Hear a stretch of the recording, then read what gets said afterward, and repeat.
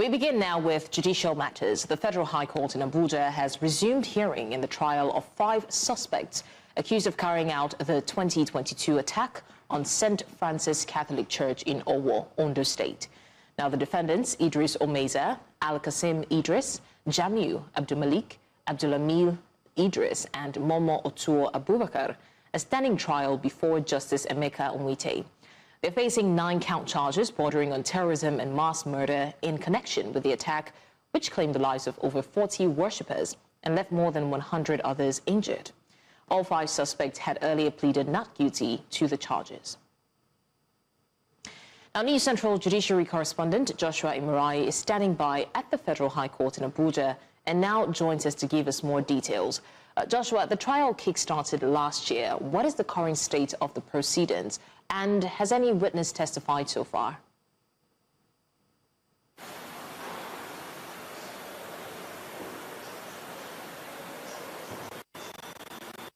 Well, good afternoon to you, Blessings. After several adjournments, several postponements of the trial and several days being picked, the trial is now in full scale at the Federal High Court.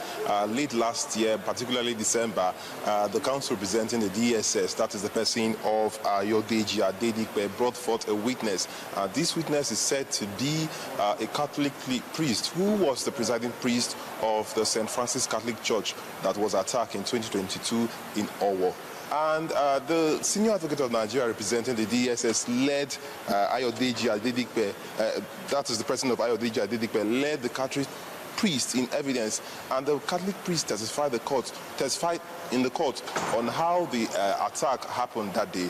The Catholic priest told the court that the mass was gradually being rounded up that particular day when he heard a loud sound from the congregation. Looking out, he thought that the loud sound was as a result of someone who fainted. But he saw 2 of his elders approaching from the door of the church, running towards him.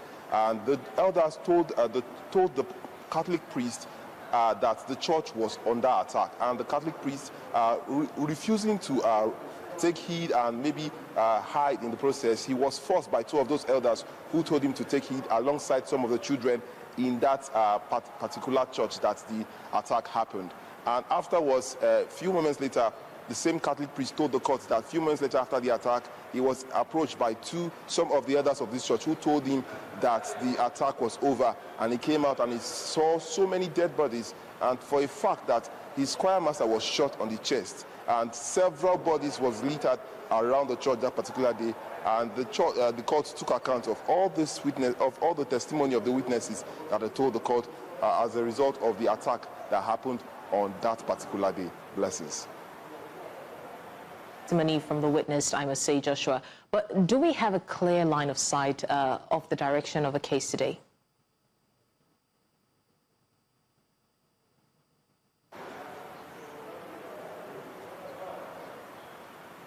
Of course. Since the prosecution has taken the first witness, that is the Catholic priest who was actually, his identity was concealed from the public, we are expecting to see that more witnesses will be brought to court to testify to substantiate the allegations of the DSS against these 5 individuals who are accused of conspiring to perpetrate the dastard attack that occurred in the St. Francis Catholic Church in Owo in the year 2022. So we are expecting that the defense counsel, that is the prosecution, that is the DSS, will bring forth more witnesses to substantiate their claim before the court. Blessings.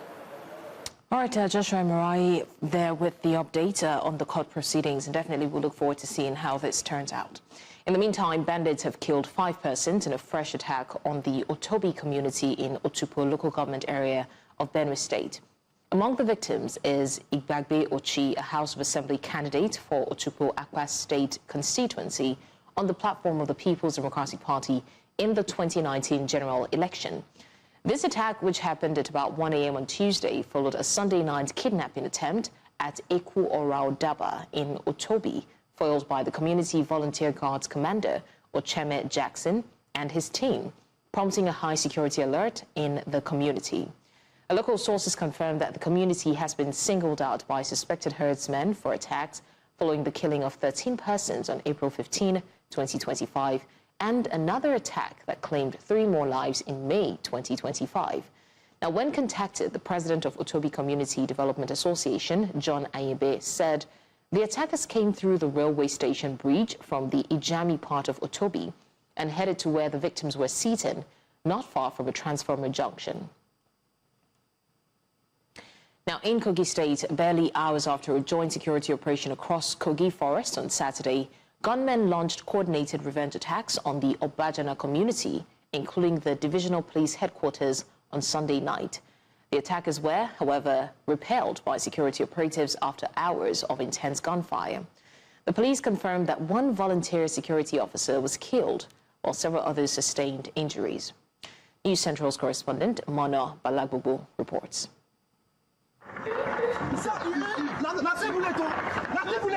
Gunmen struck several locations in Obajana community on Sunday night.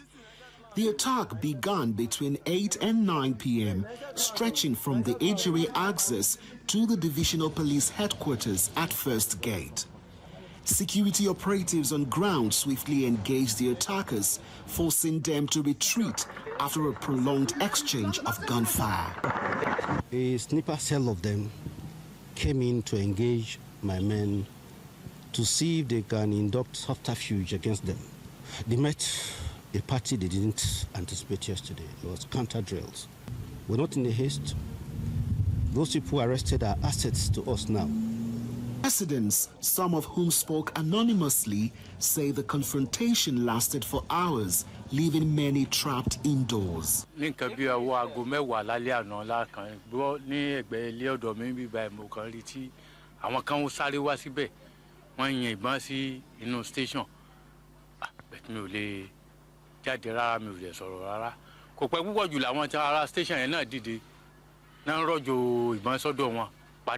The 3 vehicles went to the other side, then 2 went to the other side and go to the bush, direct to the bush. Then they're now exchanging fire. That yesterday, nobody in around us will sleep with a tutu eye closed. No, nobody. Me and my 2 kids, I just used something to cover them because I don't even know where to run to. I can't go outside, I can't do anything again. While many residents applaud the gallantry of the security operatives, fear still grips the community, with calls for increased and sustained security presence. Yes, we witnessed the war yesterday, but thank God, our life was saved. We thank God for the quickly response from our military. They tried their best, but the government needs to equip them well. Seriously, we trust our Nigerian army. If they equip them, they can defend us. Security operatives are now visibly stationed across major streets and entry points in Obajana as businesses gradually resume. However, residents remain cautious, hopeful that strengthening security measures will restore lasting peace. In Kogi for News Central, Moino Balagbubu. Meanwhile, a former Chief of Army Staff, retired Lieutenant General Tukur Buratai, has warned that the increasing deployment of soldiers for internal security duties across the country is weakening the capacity of the Nigeria Police Force and other civilian security agencies, even though it provides short-term stability. Now, military personnel are currently deployed across Nigeria, including the Federal Capital Territory, in support of internal security operations. Buratai made this observation while delivering the keynote address at the 2026 Armed Forces Celebration and Remembrance Day lecture in Abuja. He said the widespread presence of soldiers across Nigeria's 36 states is gradually eroding the growth and effectiveness of the police and internal intelligence institutions that should ordinarily make the lead in internal security operations. However, he stressed that internal security should fundamentally be civilian-led and intelligence-driven, with the police and state security services in the forefront.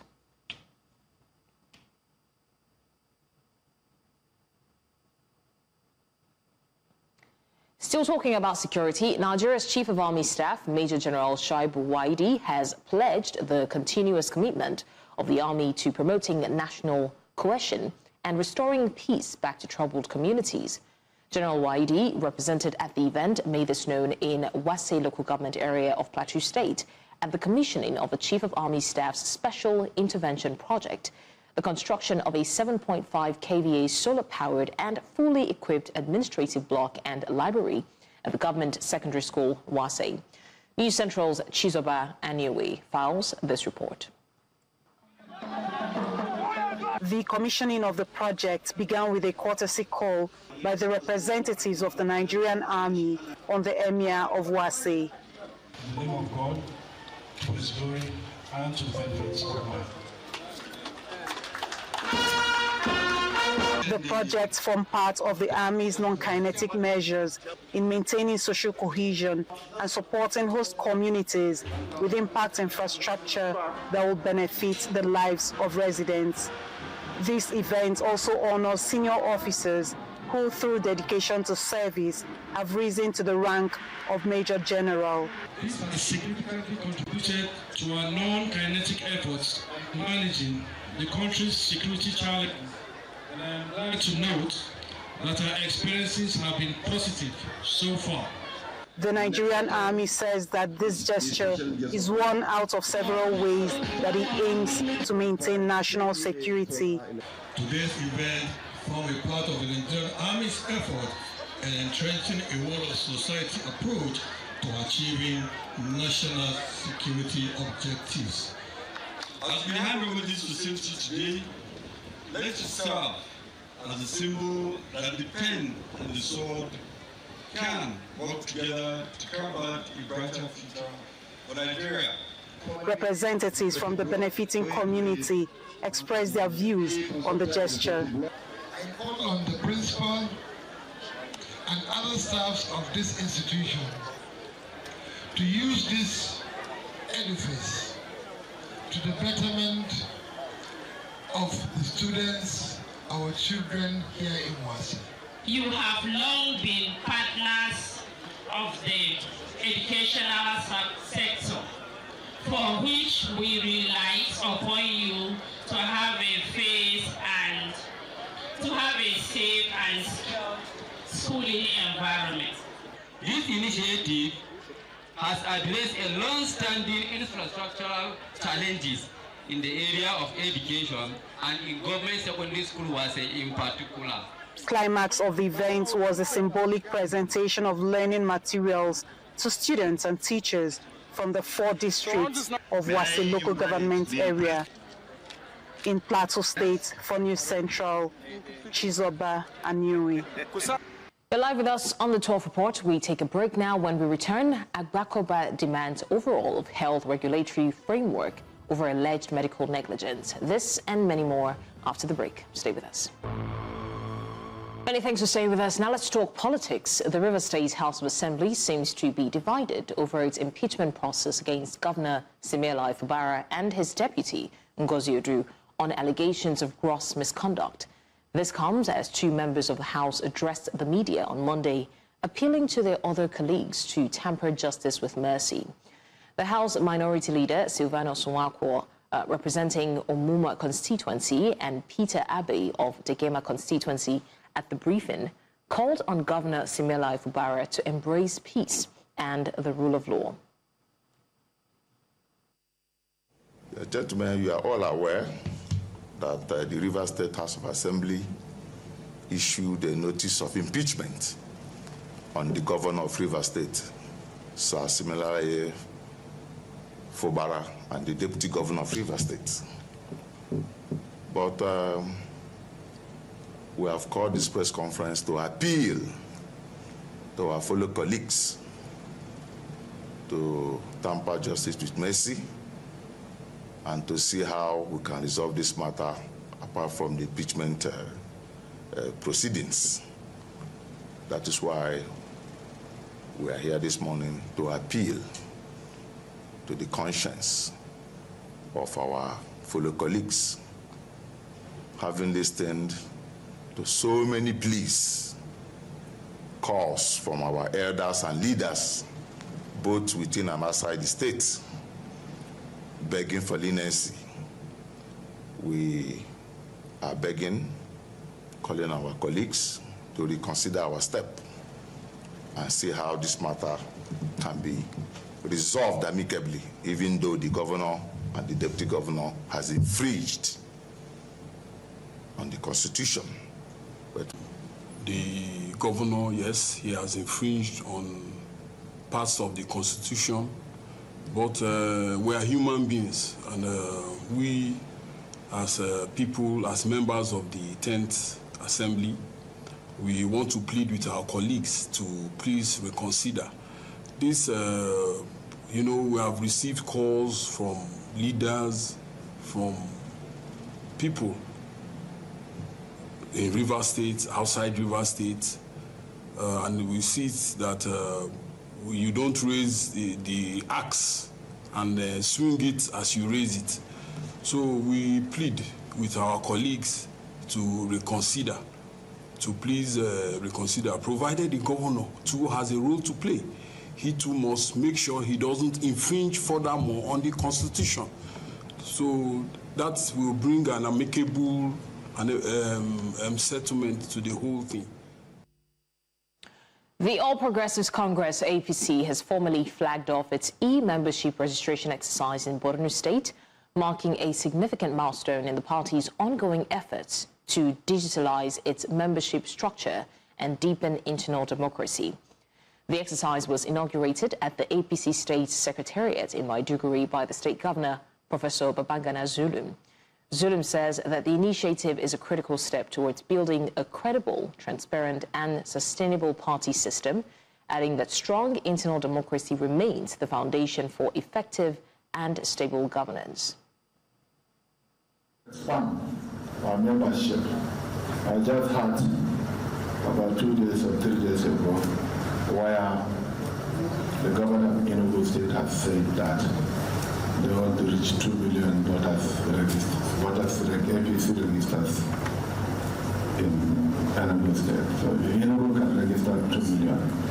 I believe Borno State can register more than 2 million. I want to acknowledge the presence of all of our party supporters here and to assure you that the government of Borno State under our distinguished leadership will continue to support our party members. You funded the hosting, you funded everything in relation to the exercise, where coordinators of the 6 states and supervisory admins of the 6 states, 5 personalities from each state were here for the trainers for the e-registration exercise in Borno State. It was hitch-free, very successful. We have achieved the aim, and we are determined to do the exercise, to do the registration. We're still talking politics. Attention is shifting to the Federal Capital Territory as preparations intensify for the upcoming area council elections in Abuja. While the political parties and candidates are gearing up for the polls, concerns are being raised over the possibility of voter exclusion, a situation some civil society groups describe as voter apathy. News Central's correspondent Bettina Nweli reports. The area council elections in Abuja are expected to determine grassroots leadership across the 6 councils of the Federal Capital Territory. As the election date draws closer, residents are expressing mixed feelings. They hope for democratic participation on one hand and fears of disenfranchisement on the other. There's no democracy in Nigeria. I have my voter's card within FCT here, but I'm not interested concerning anything, politics in Nigeria. It doesn't have anything to do with youth. Democracy within themselves, than it has. So I'm not interested. First and foremost, I have my voter's card as a Nigerian citizen, and I want to vote to whom I wish to vote for. Yes. So I want to vote as a Nigerian citizen, and as you can see, this is my voter's card. People are really not so keen in voting nowadays. I think the responsibility is on the part of INEC to do more electioneering education. The Independent National Electoral Commission says that it is committed to conducting free, fair, and inclusive elections, urging all eligible voters to verify their registration details ahead of time. We are working with the security operatives, the police as the lead agency there, kind of to secure the environment for elections, before, during, and after elections. This to boost the confidence of the people in the electoral process and encourage their participation. In terms of apathy, we are embarking on robust sensitization to let the people understand the importance of an exercise like this.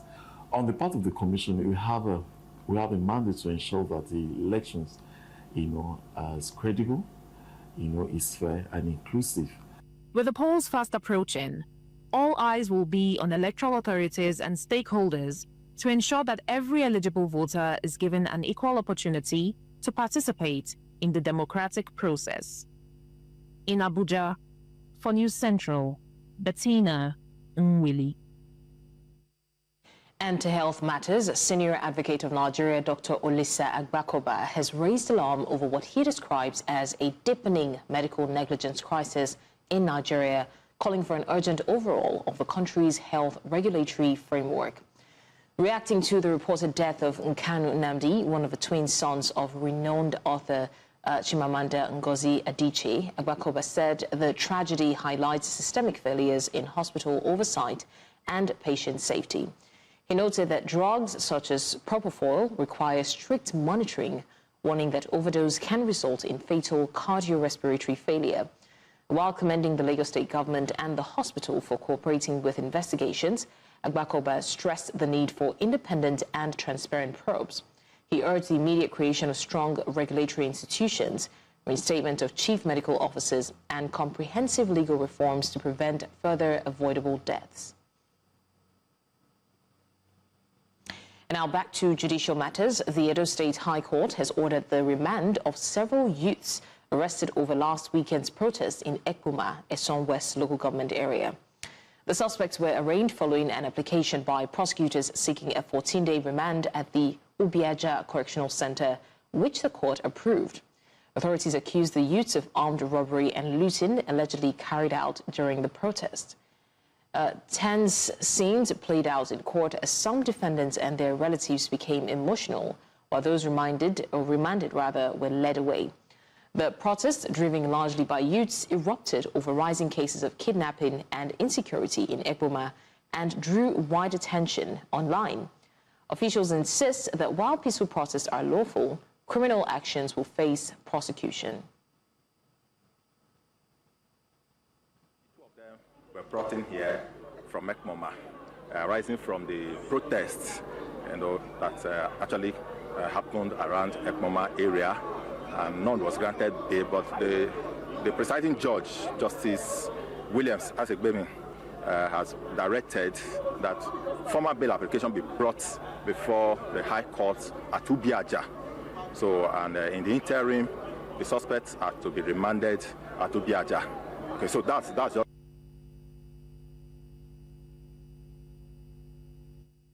And in the meantime, Ekpoma in Edo State is back in the news following a major fire outbreak at the police officer's wife's stalls, leaving traders counting heavy losses.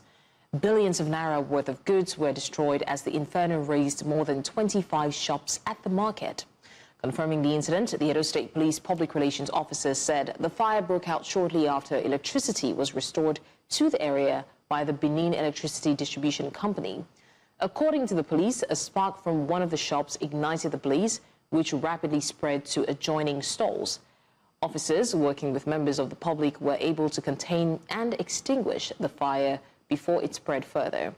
Affected traders, however, lamented the absence of fire service personnel at the early stage of the incident, and have now appealed to the Edo State government for assistance to recover from their losses.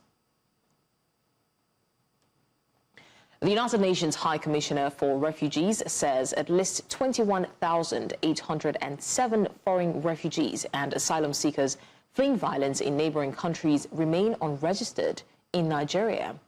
The unregistered population, largely from Cameroon's conflict-affected Anglophone regions, is unable to access food assistance, healthcare, and other humanitarian services. Nigeria currently hosts about 127,000 refugees and asylum seekers from 41 countries, including 80,915 recognized refugees and over 25,000 asylum seekers awaiting status determination. The UNHCR data shows the registration backlog peaked at 32,750 in June 2025 before declining. Cameroonians account for 86% of the refugee population, followed by migrants from Niger, Syria, and the Central African Republic. Nigeria's Minister of Foreign Affairs, Yusuf Tuga, says that the country is set to leverage the Abu Dhabi Sustainability Week to showcase bankable projects and attract funding. Tuga said the event, coming shortly after recent global climate talks, provides an opportunity to address gaps in project preparation and climate financing. He also revealed that President Bola Tinubu will hold a bilateral meeting with the UAE President Sheikh Mohammed bin Zayed Al Nahyan, during which a comprehensive economic partnership agreement is expected to be signed. Expected to be signed. President Tinubu is going to have a bilateral with the President of the United Arab Emirates. That's His Highness Mohammed bin Zayed Al Nahyan. And one of the things to be discussed there is the Comprehensive Economic Partnership Agreement, which is expected to be signed during that bilateral agreement. So this sort of concretizes some of the discussions that have been going on and some of the investment opportunities, because a lot of investors from the UAE side are saying they want that agreement to be signed so that they ensure their investments will be protected. And now to legislative matters. The Akwa Ibom State House of Assembly has dismissed reports claiming that it plans to pass a bill criminalizing sexual relationships with married men. The clarification followed a viral social media post alleging that a proposed law, purportedly sponsored by the Deputy Governor, would impose a 10-year jail term on women involved with married men, while prescribing a monetary fine for men. The Assembly described the claim as entirely false, stating that no such bill has been presented, debated, or sponsored within the House. Lawmakers said the report was a deliberate attempt to misinform the public and damage the reputation of both the Assembly and the Deputy Governor. The House reaffirmed its commitment to its constitutional responsibilities and urged residents to disregard unverified information circulating online. Now let's talk business. The Nigerian Exchange Limited opened the week on a bullish note on Monday, with strong buying interest pushing market capitalization up by 745 billion naira to 104.52 trillion naira. The all-share index rose 0.58% or 946.61 points to close at 163,244.69 points, reflecting improved investor sentiment. Trading activity strengthened with 1.15 billion shares worth 19.21 billion naira exchanged in 59,326 deals, marking sharp increases in volume, turnover, and transactions. The market breadth was positive as 49 stocks gained against 20 losers, reinforcing the upbeat tone across the equities market. KPMG executives have met with Zak Adedeji, the chairman of the Nigeria Revenue Service (NRS), following public controversy over the firm's critique of Nigeria's newly enacted tax laws. The meeting came days after a KPMG newsletter highlighted alleged gaps and inconsistencies in the reforms, sparking backlash from government officials. The NRS says the visit was a courtesy call in which KPMG commended Adedeji's leadership and described it as earlier concerns as misconduct, or misconstrued rather. Sources said the firm sought clarification on specific provisions and acknowledged the controversy generated by its assessment. The engagement underscores ongoing efforts to manage stakeholder concerns as implementation of the tax reforms continues. 15 Nigerian states have earmarked over 10.7 trillion naira for infrastructure spending in 2026, underscoring an aggressive push to close the country's widening development gap. Now, budget analysis shows states including Lagos, Imo, Enugu, Anambra, Akwa Ibom, and Kano prioritizing roads, schools, hospitals, and public utilities to boost growth and service delivery. Ebonyi leads with 84.7% of its budget allocated to capital projects, followed by Imo and Enugu. Despite the scale, analysts warn outcomes will depend on execution, as states remain heavily reliant on federal allocations and borrowing to fund projects and weak internally generated revenue. And now, coming up on the news, Ugandan opposition leader Bobi Wine threatens mass protests over alleged election rigging. The details of this and more after the break. And now the news continues in East Africa, where Ugandan opposition leader Bobi Wine has warned that he will call for nationwide protests if this week's presidential election is rigged. Speaking in the capital, Kampala, the singer-turned-politician said President Yoweri Museveni must not interfere with the electoral process. More than 21 million Ugandans are registered to vote on Thursday, with the 81-year-old incumbent widely expected to extend his 4-decade rule. Now, Bobi Wine added that he would welcome international intervention, including from the United States, should irregularities be recorded during the polls. We have said it many times that if General Museveni rigs the election, we shall call for protests. We have put him on notice, we've put the people of Uganda on notice, and we are not actually just going to call for protests then. We codenamed this election protest vote, and we have called upon the people of Uganda to take charge. I know that General Museveni's government responds to everything with violence. They respond to protests with violence. That's what they did in 2020, 18th and 19th of November. But I also know that even violent regimes get thrown out by protests. We did not promise comfort. We did not promise that they will not unleash violence upon us. But we have insisted that our people must be non-violent, because we know non-violence defeats violence.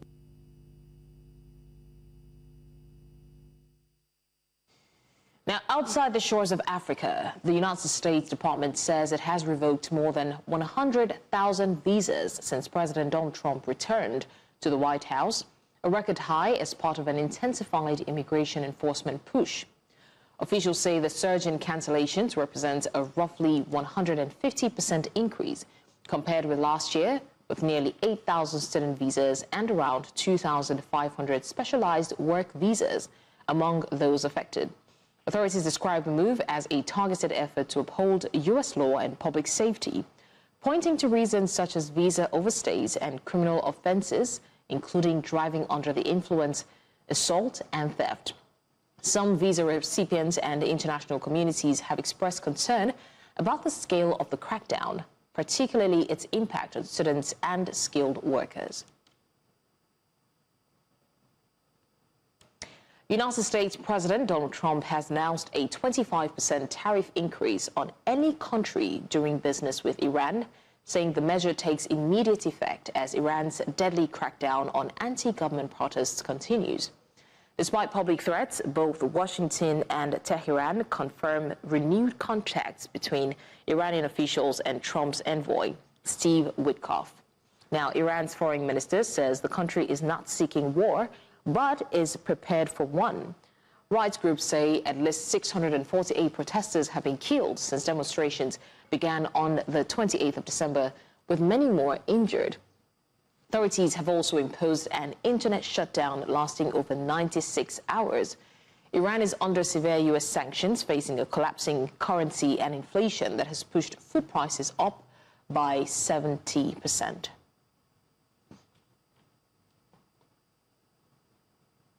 Meanwhile, China says it will protect its rights and interests after U.S. President Donald Trump announced a 25% tariff on any country doing business with Iran.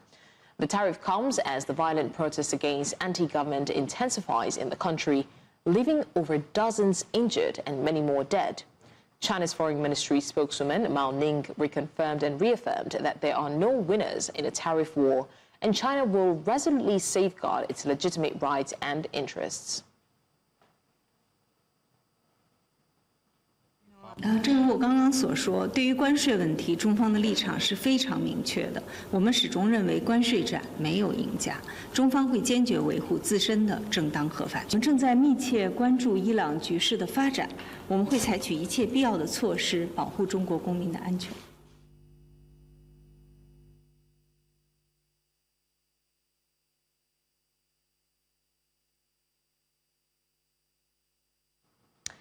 The Nigerian Navy ship Pathfinder had launched another operation to fight illegal oil mining across the Niger Delta.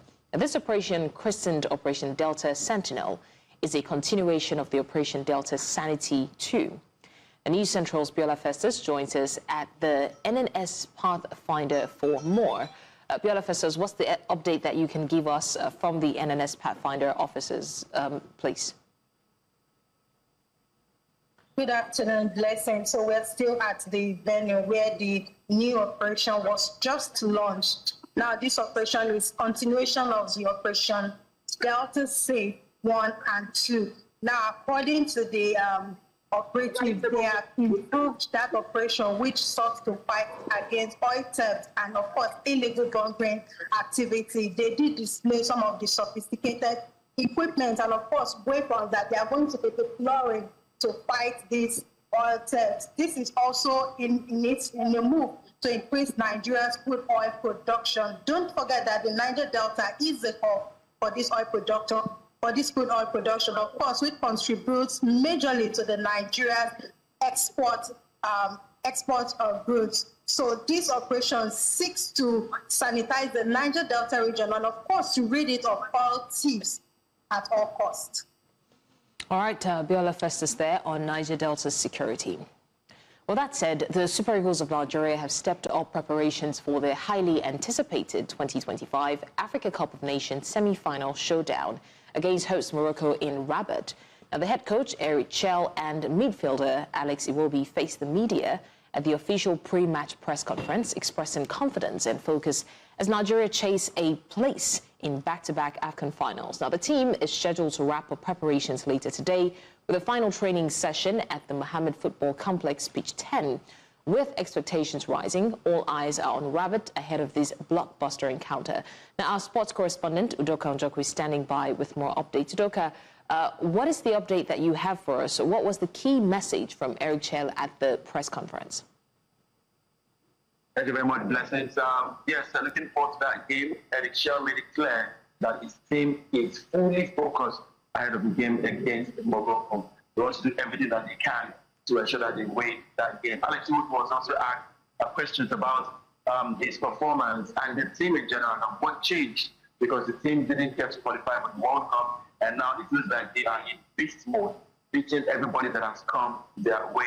And Alex Wood told us that, look, it is the brother that they've had in camp, and it feels like he's in camp with 28 brothers in camp. And of course, he also said on his performance, he just feels like it is the unity that they have in camp and the synergy on the pitch that is the one that has been able to give him that zeal to keep going, to keep pushing, to be the main star for the Super Eagles of Nigeria. Now, going into this game against Morocco, to be a fierce encounter, Eric Chell has told football fans and journalists and the whole of Nigeria to stay calm. We are going to get the best of Super Eagles tomorrow, right here in Rabat. So how is the Super Eagles camp shaping up ahead of the semi-finals? Of course, they had a training, like training yesterday, because it just arrived Rabat by bus, 3 hours drive from Fez to Rabat. They trained lightly yesterday and today. Later in the evening, they have another training, the final training in preparations for that game against Morocco. For the camp, yes, they are looking forward to it and all in positive mode. The atmosphere is calm, and they're looking ahead to that game. They are quite optimistic and very, very positive. And what did Alex Iwobi say about facing the host nation, Morocco? Yeah, definitely a tough one. He said a tough one against the host nation, against the 12 players, 11 players on the pitch. And the 12th player will definitely be the fans. It will be a crazy atmosphere tomorrow right here in Rabat. Of course, behind me is where the game will be going down right here in Rabat, talking about the Prince Moulay Abdallah Stadium. And for Alex Wood, of course, he's staying calm. He also knows the pressure. He says, look, whatever comes their way, they are all professionals. They will play professional football right there on the pitch. He's very positive. And all we can do right now is to keep supporting the Super Eagles of Nigeria. Alex Wood is positive, and he has sent the message that his teammates sent to the fans, saying, keep supporting Nigeria, keep supporting the Super Eagles. They'll make it happen against Morocco. In a couple of hours' time, that game will go down in less than 24 hours. You get the Super Eagles playing against those nations. So before we let you go, so far, are there any injuries or selection concerns going into the game? Yeah, for selection concern, it's just Wilfred in the game because of that unnecessary yellow card that he got in that game against Algeria, where he was injured, but of course he had to be taken off, and he refused to go on the stretcher. That led to a yellow card from the referee, saying it was for time wasted. Apart from that, Alibi is still recovering, but we're not sure if he will feature. I think for Eric Shell, the stick information he has stuck with from the game against Uganda, Mozambique, and of course Algeria. Injury concerns, I don't think there's anything major to worry about so far. All right, Doka Njoko there with the update on the sports that everyone's eyes are on, and definitely we see how that will turn out.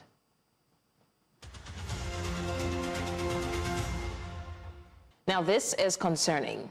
You see, a recent report by Global Christian Relief, the Red List 2026, has named Nigeria as one of the most dangerous countries in the world for Christians, placing the nation among top 5 where believers face the highest number of verified killings and other forms of persecution over the last 2 years. Now, in the category of killings, Nigeria led the list with the highest number of documented cases, more than any other country in the report. And this aligns with other watchdog data showing thousands of Christians killed and abducted in Nigeria. So you see, let's be honest. The global audience watching Nigeria is not clueless. They see the numbers, they see the headlines, the grieving families, and they draw conclusions.